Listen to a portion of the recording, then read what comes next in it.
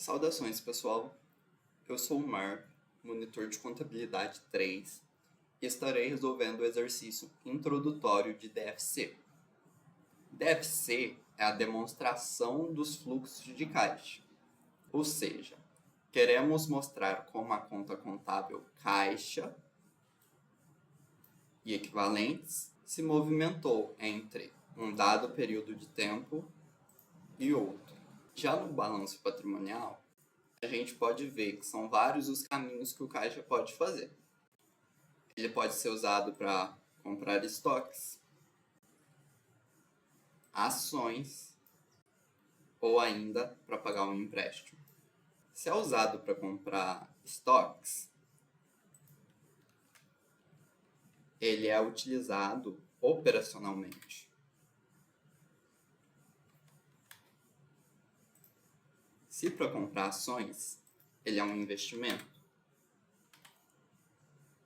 Se usado para pagar empréstimos, estamos diante de uma atividade de financiamento.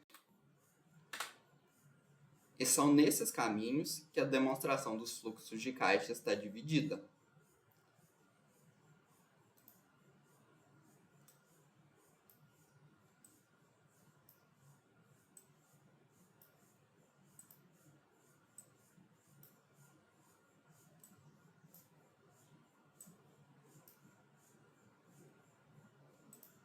Por causa desses caminhos, começaremos a nossa resolução, classificando as contas do balanço patrimonial e da DRE, e informações adicionais, caso haja, nesses três caminhos.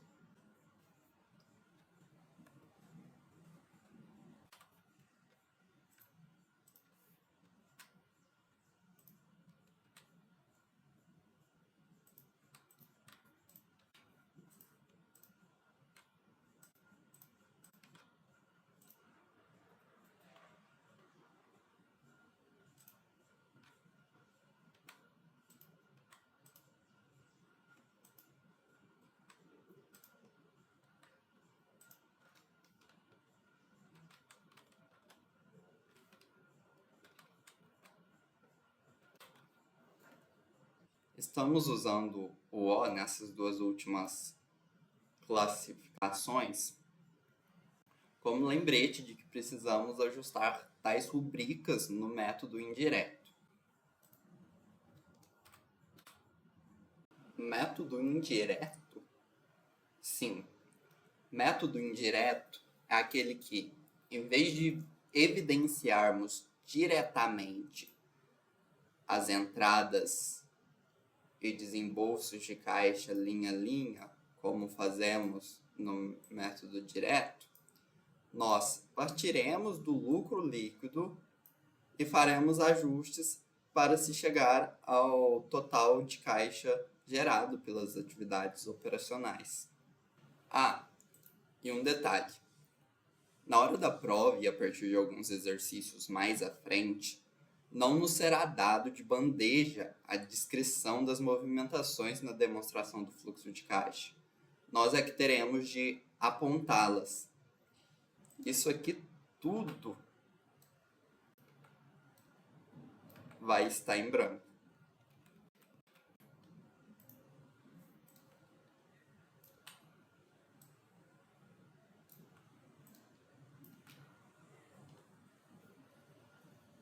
Mas não se preocupem que com o fazer dos exercícios vocês vão adquirindo a prática e vendo que essa informação inicial é dispensável. É possível deduzi-la. Isto é, vocês não irão ter de decorá-la. Bom, uma vez classificadas as informações, nós calcularemos a variação nas contas patrimoniais do seguinte modo. Para o lado do ativo, vamos fazer o anterior menos o atual. Anterior menos atual. Isso para cada conta.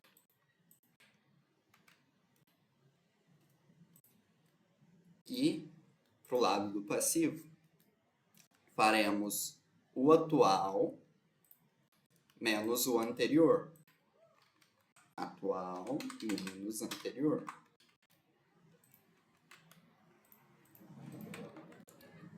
A intuição por trás disso é a seguinte. Em 2022, a empresa esperava receber 100 mil reais, unidades monetárias, até o fim do ano de 2023. Mas o saldo que consta em 2023 não foi recebido. Para o passivo, a lógica é outra. Em 2022, a empresa esperava pagar 90 mil aos credores até o fim do ano de 2023. Mas o saldo de 2023 ainda não foi pago. Agora que já calculamos as variações, vamos montar a peça pelo método direto. Começaremos pela receita recebida. E aí, o raciocínio que vocês devem aplicar é este. No fim do ano de 2022, eu tinha 100 mil em clientes. O que isso significa? Significa que a empresa esperava receber esses 100 mil durante o ano de 2023. E suporemos que isso de fato aconteceu.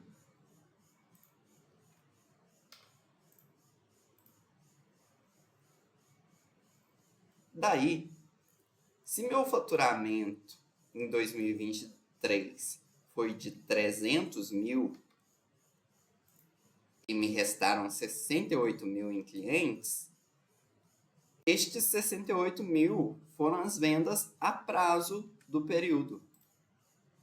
E aí eu tenho que subtraí-los do cálculo.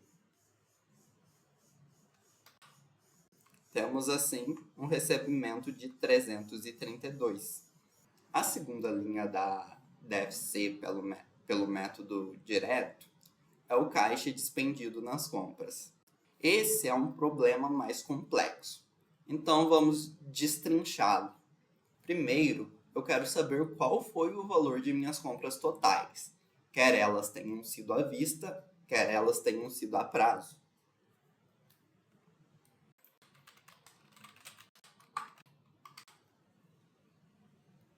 Em 2022, eu tinha 70 mil em estoques.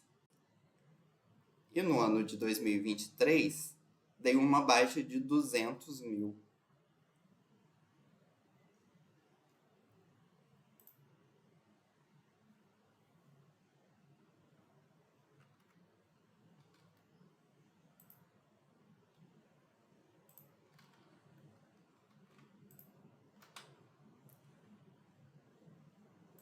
Se não houvesse compras, eu teria 130 mil negativos na conta de estoques, o que é um absurdo.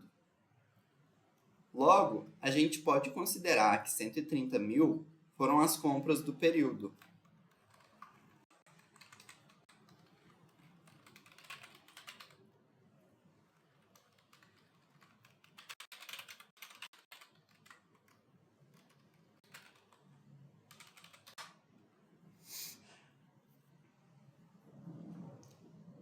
Isso zera a minha conta de estoques, pois a gente viu que quando nós dessemos a baixa de 200 mil no estoque antigo, nos restaria 130 mil negativos na conta estoques. E isso não pode. Então, certamente, 130 mil foram as compras do período. Porém, os estoques terminaram com um saldo de 119 mil. E esses 130 mil foram apenas o valor necessário para trazer os estoques a zero. Então, esses 119 mil também são compras do período.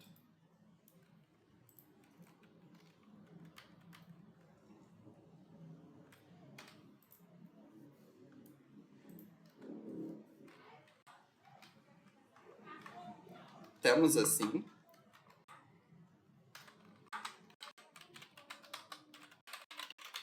o total de compras foi 249 mil.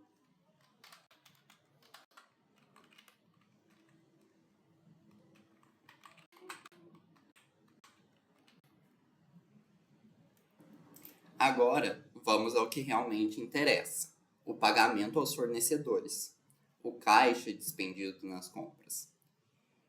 Tínhamos 90 mil em fornecedores relativos às compras do ano de 2022.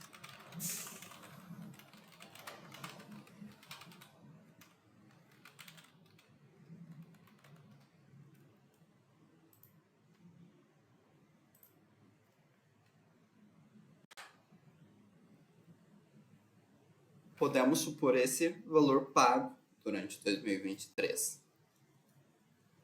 Mas em 2023, a gente comprou 249 mil.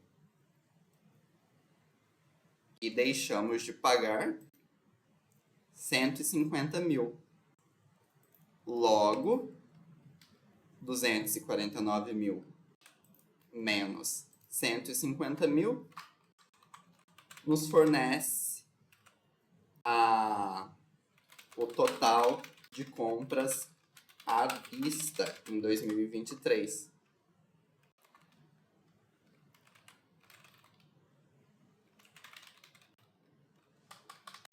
E aí a gente tem que o caixa despendido nas compras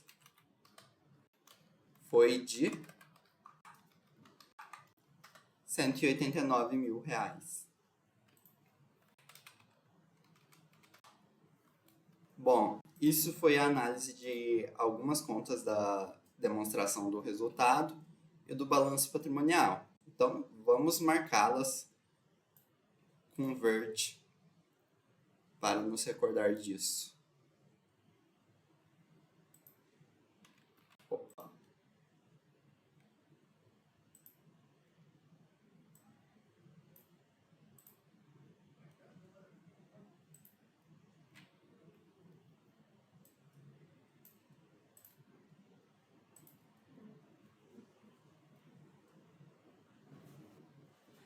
Descendo a DRE, a gente ia se deparar com despesas de vendas. E aí, você deve pensar que é simples. É só eu tacar esse valor na minha DFC. Só que não.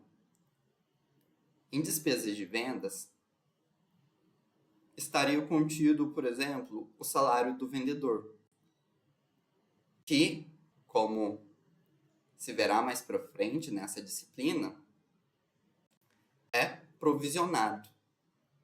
Essa despesa surge antes do seu pagamento. E, se ele é provisionado, então estaria numa conta passiva de salários a pagar.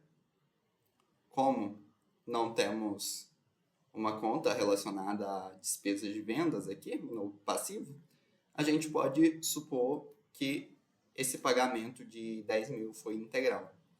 E a mesma análise deve ser feita às demais despesas, como as administrativas.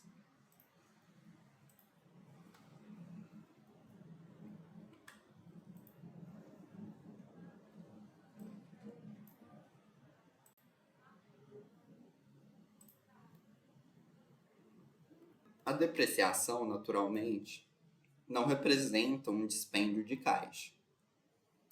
Então, ela nem vai constar no fluxo de caixa pelo método direto.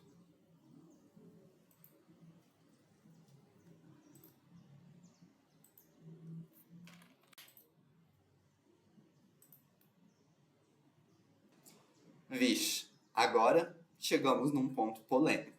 Despesa financeira. Que conta no nosso balanço patrimonial pode estar associada a ela? empréstimos. Que efeito as despesas financeiras teriam sobre essa conta? Aumentariam o seu valor.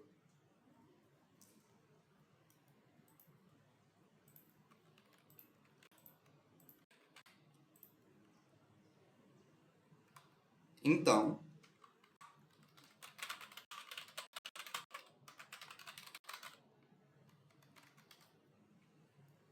se eu tinha 75 mil como saldo inicial dos empréstimos,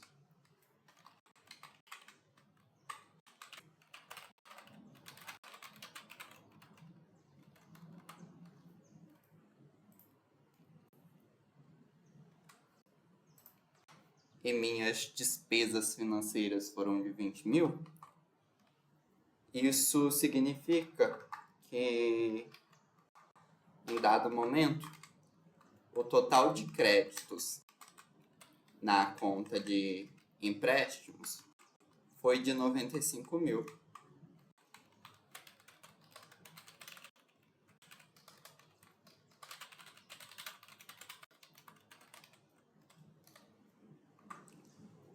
Contudo,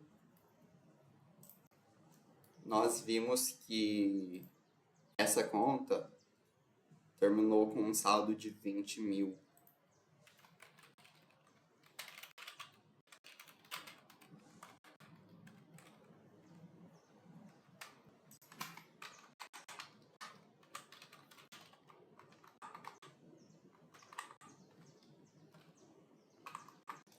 Para chegar a ele, nós precisamos de um débito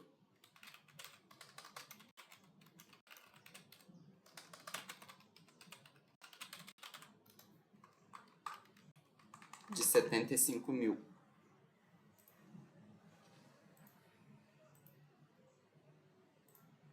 Esse débito, ele efetivamente representa saídas de caixa. E como elas estão distribuídas? Ora, 20 mil foram de juros, despesas financeiras. Se 20 mil foram de juros, o restante, 55 mil, é a amortização.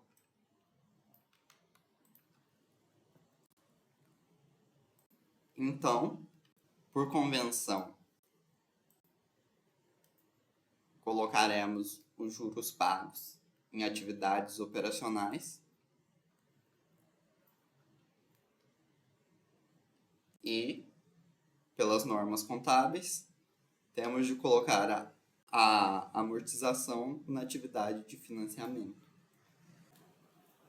E como isso representa uma saída de caixa, precisaremos colocar o valor como negativo na déficit.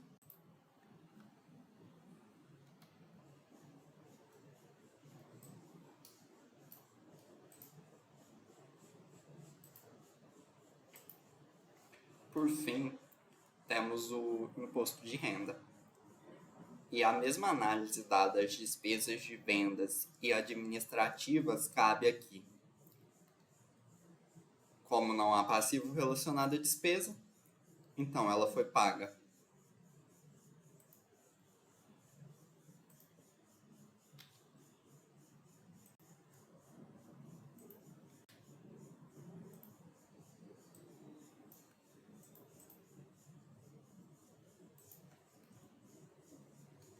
Com isso, nós terminamos o nosso fluxo de caixa das atividades operacionais.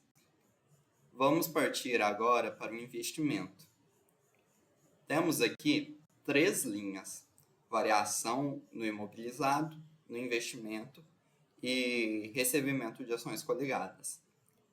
Se a gente voltar no nosso balanço patrimonial, a gente vai ver que nós só tivemos essa variação nos investimentos e no imobilizado. E o que aconteceu?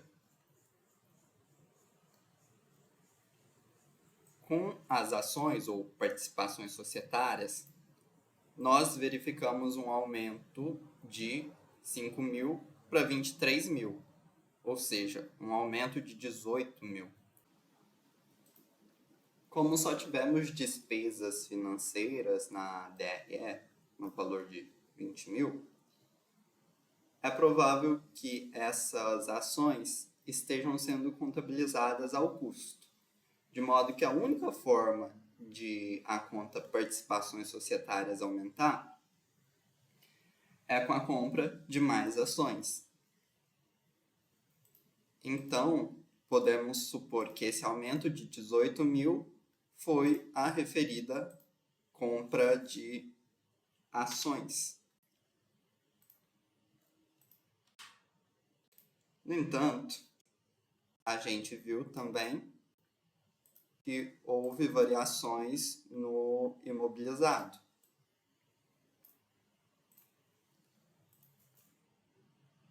Mais especificamente, os móveis e utensílios subiram de 50.000 e foram para 80.000. E a depreciação também aumentou, mas a depreciação nós já tratamos dela aqui. E aí, aqui aplica-se a mesma lógica das participações societárias. Foi uma compra de imobilizado.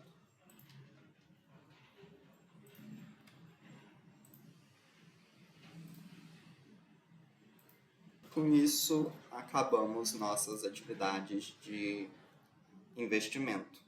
Daí, empréstimos a gente já avaliou aqui.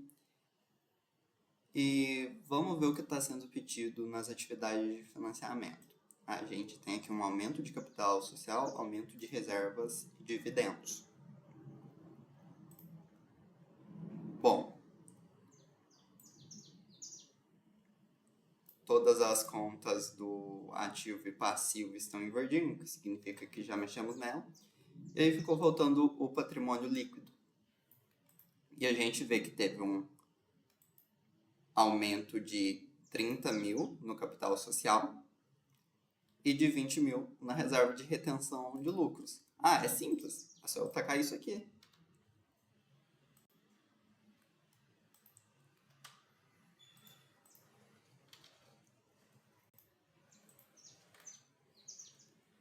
E agora, para conferir se está tudo certo, eu somo tudo, as 3 atividades, e isso tem que dar a variação de caixa. Opa, aqui é um caixa despendido.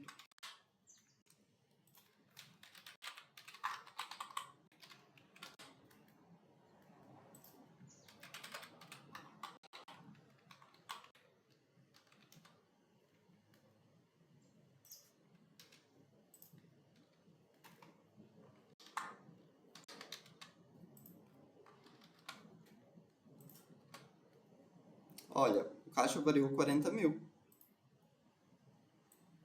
Isso é ilógico, isso é irreal. O caixa não variou. E onde foi que a gente errou? Primeiro, lembremos-nos de que há 2 formas pela qual pode ocorrer um aumento de capital social. A reserva de lucros pode ser integralizada, ou então os sócios podem aportar dinheiro na empresa. Vamos ver mais especificamente o que aconteceu na DMPL. Tínhamos 50.000 em capital social. 20.000 foi uma integralização de capital social que foi feita pelos sócios. Porque aqui a gente tem uma destinação do lucro. Ou seja, esse aumento de 30.000 que a gente viu, 10.000 foi uma destinação desse lucro do exercício de 35.000. E 20.000 é o que representa dinheiro novo.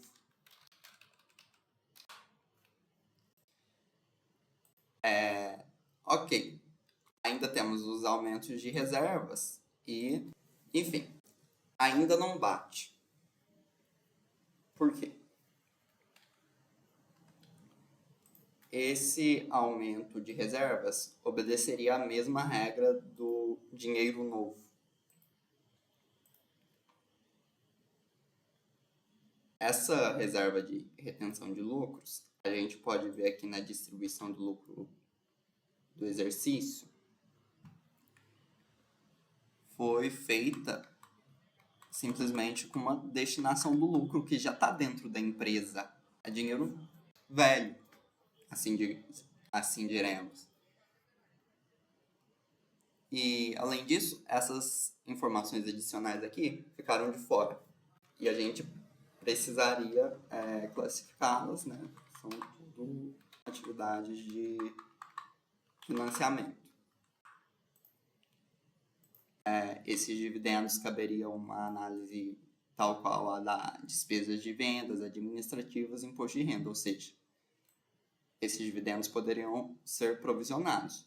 Como não há nenhuma conta dividendos a pagar no passivo, isso significa que eles foram pagos. Apaga esse aumento de reserva e adiciona os dividendos. E com isso, a variação do caixa no ano se torna zero. E daí, reitero, a soma do subtotal de cada atividade tem que dar a variação na conta de caixa. Essa conta de caixa no início do período tinha um saldo de 10 mil, lá em 2022, e terminou 2023 também com um saldo de 10 mil.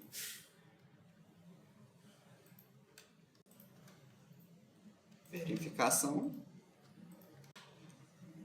feita. Resolvemos o exercício pelo método direto. Agora vamos fazer a demonstração do fluxo de caixa pelo método indireto. Bom, a gente começa o método indireto sempre pelo lucro líquido. Ou lucro líquido antes do imposto de renda e CSLL. Vamos fazer como está pedindo o modelo que estamos utilizando.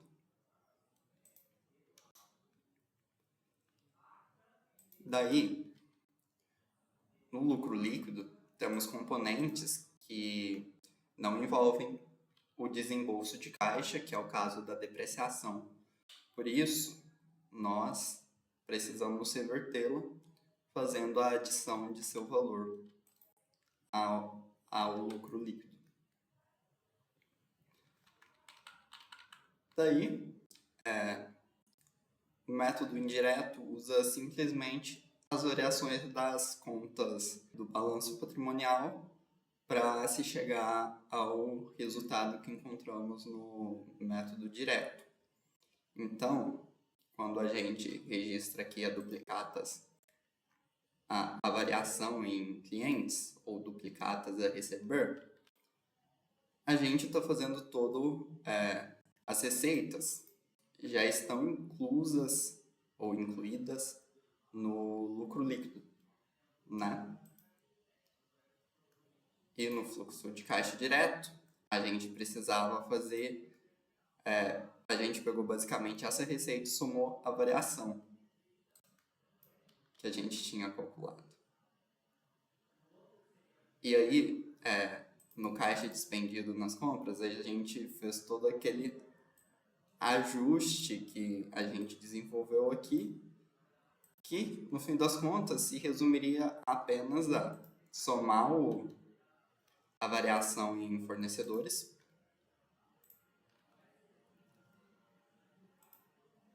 e a variação em estoques.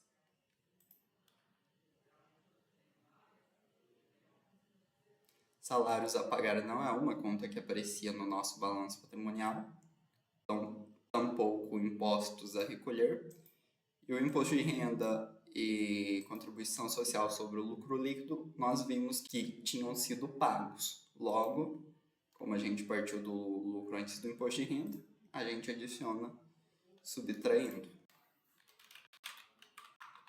E o resultado, logicamente, tem que dar o mesmo do método direto, o que bateu. Quanto às atividades de investimento e financiamento, não tem segredo. É Ctrl+C, Ctrl+V. Isso não muda de um método para outro. Somamos os 3 fluxos. Variação de 0. Caixa a gente viu que foi 100 mil. 100 mil. 100 mil menos 100 mil. Variação de 0. Bateu. Está tudo correto.